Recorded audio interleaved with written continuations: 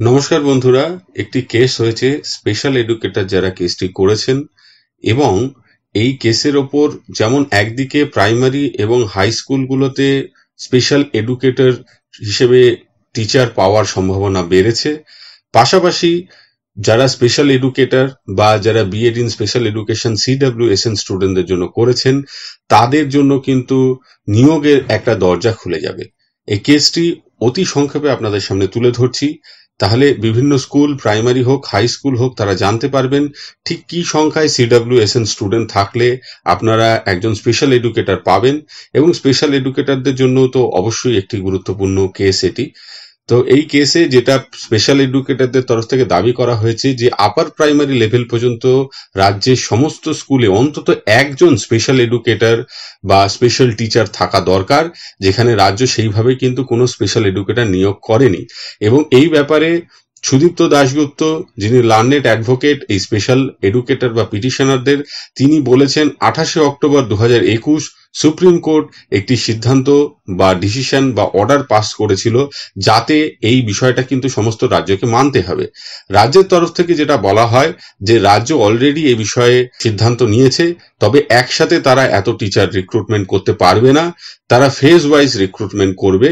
এবং সেই রিক্রুটমেন্টের ক্ষেত্রে যেটা তারা বেছে নিয়েছে, প্রাইমারি স্কুলের ক্ষেত্রে অন্তত যেসব স্কুলে 4 জন করে CWSN স্টুডেন্ট রয়েছে সেই সমস্ত স্কুলগুলোতে প্রথম ফেজে 2715 জন টিচারকে নিয়োগ করা হবে। পাশাপাশি সেকেন্ডারি স্কুলগুলোতে যেখানে CWSN স্টুডেন্টের সংখ্যা 10 বা তার বেশি, সেখানে 2583 জনকে রিক্রুটমেন্ট করা হবে।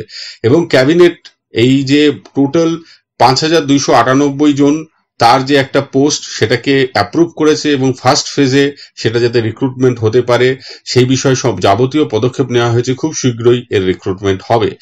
এবং এটাও জানানো হয় আগামী 23শে জুলাই 2024 এই রিপোর্টটা তারা সুপ্রিম কোর্টে দাখিল করবে, তার ওপরও কিন্তু বিষয়টা নির্ভর করছে। তো যেহেতু সুপ্রিম কোর্টে এর একটা হিয়ারিং হবে, তাই এই মামলাটিকে মোশন হিয়ারিং হিসেবে পাঠিয়ে দেওয়া হলো সেপ্টেম্বর মাসের মান্থলি কম্বাইন্ড লিস্টে। তখন আমরা জানতে পারবো। তার আগে এই সিদ্ধান্তটা সুপ্রিম কোর্টেই যদি পাশ হয়ে যায় তাহলে এই ফেজ ওয়াইজ রিক্রুটমেন্ট রাজ্য করতে পারবে। দেখা যাক বিষয়টা কি হয়, আপনাদের সামনে তুলে ধরবো। তবে প্রত্যেক প্রাইমারি স্কুল অন্তত 4 জন CWSN স্টুডেন্ট থাকলে তারা কিন্তু স্পেশাল এডুকেটর পাবেন, এবং সেকেন্ডারি স্কুলগুলোতে 10 জন থাকলে অন্তত তারা স্পেশাল এডুকেটর পাবেন। যদিও সুপ্রিম কোর্টের যে রায় ছিল সেখানে একজন থাকলেই পাওয়ার কথা, সেই বিষয়ে কেসটা চলছে। তো আলটিমেটলি কি হয় সেটা দেখা যাক। রাজ্যের সিদ্ধান্তও যদি বলবৎ হয় সেই ক্ষেত্রে কিন্তু 10 জনের বেশি CWSN স্টুডেন্ট থাকলে একজন করে special educator teacher secondary level এবং প্রাইমারি লেভেলে 4 জনের বেশি থাকলে পেতে পারেন। আমরা সেদিকে নজর রাখবো।